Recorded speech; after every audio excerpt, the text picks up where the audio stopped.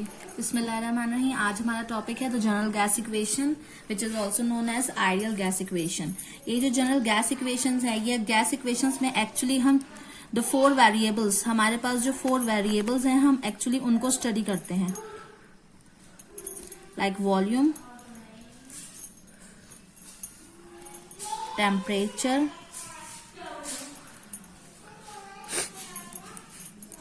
Pressure and number of molecules.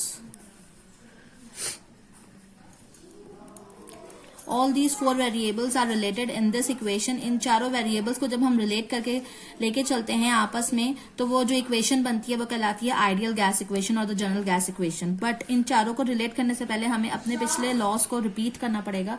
जब हम उनको रिपीट करके लेके चलेंगे, उनको देखेंगे, तो फिर हम इस इक्वेशन को ज्यादा बेहतर तौर पे समझ सकते हैं। तो सबसे पहले जो हमें इक्वेशन देखनी है या लॉ देखना है, that is the Boyle's law.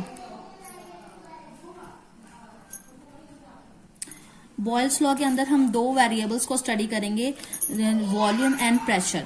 Volume and pressure को स्टडी करेंगे। अच्छा, जब हम इन लॉस को देखते हैं तो हम इन वेरिएबल्स में दो वेरिएबल्स हमारे पास रिलेट हो रहे होते हैं और थर्ड वेरिएबल जो है वो हमेशा क्या किया जाता है, उसको कांस्टेंट रखा जाता है। तो in this Boyle's law which is stated that the volume of a given mass of a gas is inversely proportional to the pressure exerted on it at a given temperature. That means Boyle's law के अंदर हम study करते हैं actually relation between the volume and pressure, that which is said that volume of a given mass of a gas is inversely proportional to the pressure when temperature is constant. हम इसको इस तरीके से देखें। अच्छा, ये साइन ऑफ प्रोपोर्शनैलिटी हटाई जाती है तो वो क्या बनता है, volume is equals to K1/P।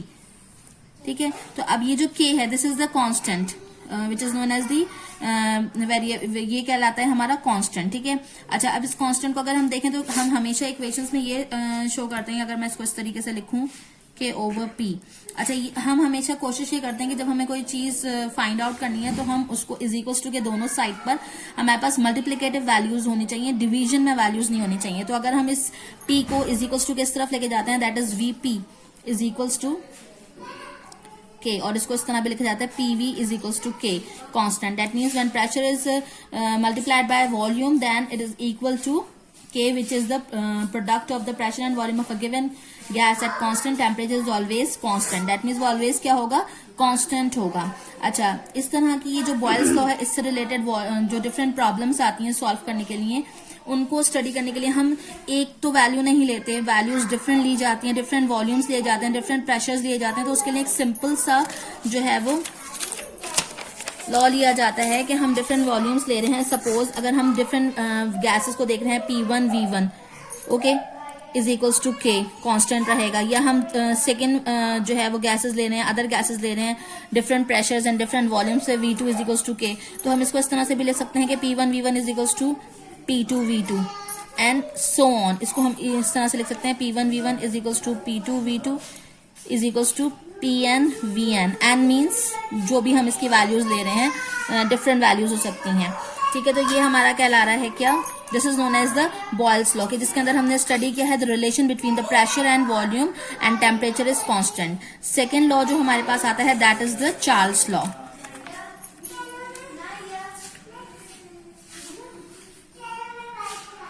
Charles law के अंदर भी हम दो वेरिएबल्स को स्टडी करेंगे, जिसके अंदर हम लेंगे वॉल्यूम एंड टेम्परेचर, और यहाँ पे हमारे पास प्रेशर क्या होगा, कांस्टेंट होगा। तो यहाँ पे ये चार्ल्स लॉ क्या कहलाता है, Charles law states that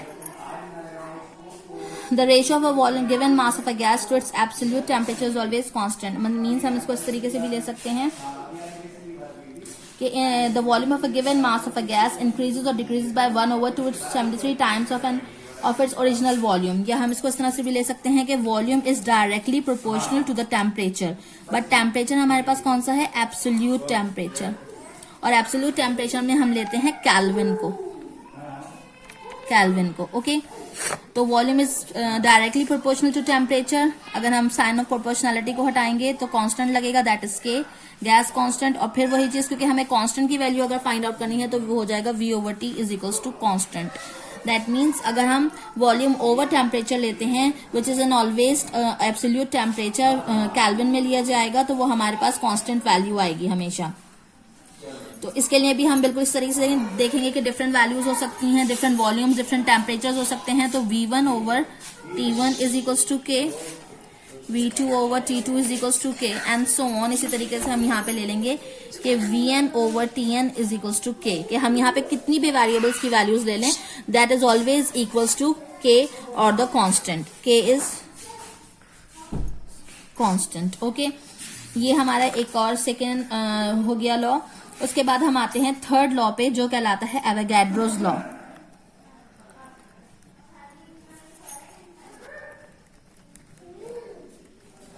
Avogadro's law में हम क्या करेंगे, नाम से जाहिर है एवोगैड्रोस हम केमिस्ट्री में स्टडी कर चुके हैं, 9th क्लास में भी एवोगैड्रोस का जहां पे भी जिक्र आता है मींस नंबर ऑफ मॉलिक्यूल्स की बात हो रही होती है। ठीक है, तो Avogadro's law it states that equal volumes of all gases at the same temperature and pressure contains the same number of molecules. That means यहाँ पे हम क्या ले रहे हैं, volume is directly proportional to the number of molecules और यहाँ पे प्रेशर भी कांस्टेंट है एंड टेम्परेचर।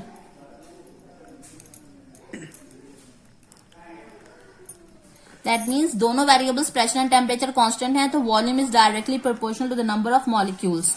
ये हमारा कहलाता है एवोगैड्रोस लॉ।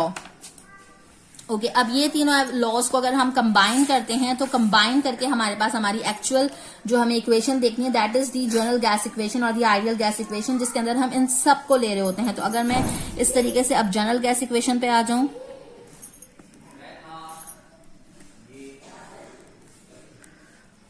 तो जनरल गैस इक्वेशन में according to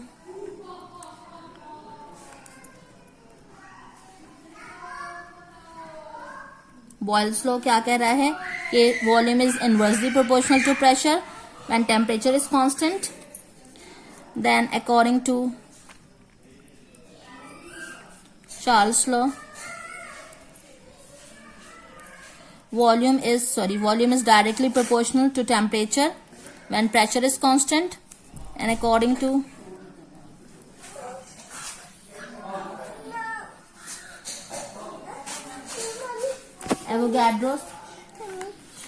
Avogadro's law,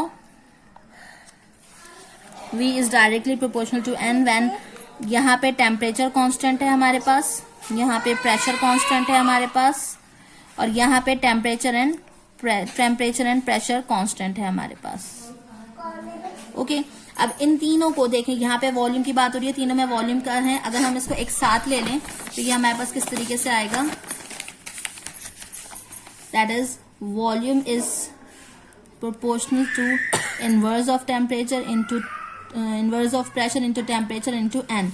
okay, फिर वही बात आती है कि ये साइन ऑफ प्रोपोर्शनैलिटी को अगर हम हटाते हैं तो हम वहां पर कांस्टेंट लगाते हैं। यहां हम कांस्टेंट लगा रहे हैं not k, we are writing here r is the constant 1 over t into t into n।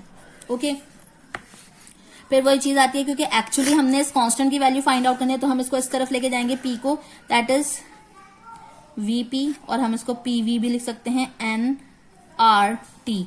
This is known as the equation of state because when we specify the four variables pressure, temperature, volume and number of moles, we define the state of a gas where R is the constant and it's called the gas constant. This R is known as the gas constant, and in this equation we are clearly defining all of the variables, that means pressure, volume, number of moles and temperature. So we can easily define the actual gas state.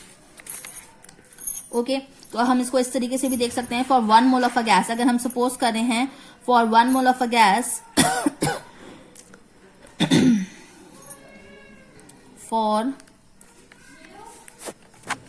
1 mole of a gas अगर हम बात करते हैं तो हमारे पास PV बराबर हो जाएगा RT के। ठीक है, और क्योंकि हमें फाइंड आउट करना है actual value of the gas constant तो हम T को इज इक्वल्स टू किस तरफ ले आएंगे, that is PV over T is equals to R। इसके थ्रू हम इस गैस कांस्टेंट की वैल्यू को फाइंड आउट कर सकते हैं। और फिर वही चीज जो हमने रिपीट की थी कि डिफरेंट वैल्यूज हो सकती हैं, डिफरेंट गैसेस के लिए हम लेंगे P1 V1 over T1 is equals to R, P2V2 over T2 is equals to R, or we can say that P1V1 over T1 is equals to P2V2 over T2 is equals to Pn Vn over Tn. That is all equals to R. This is known as the general gas equation, और इसके through आप easily find out कर सकते हो different states of the gases को, different gases को find out कर सकते हैं, और ये एक्चुअली हमारा कहलाता है the general gas equation. Thank you.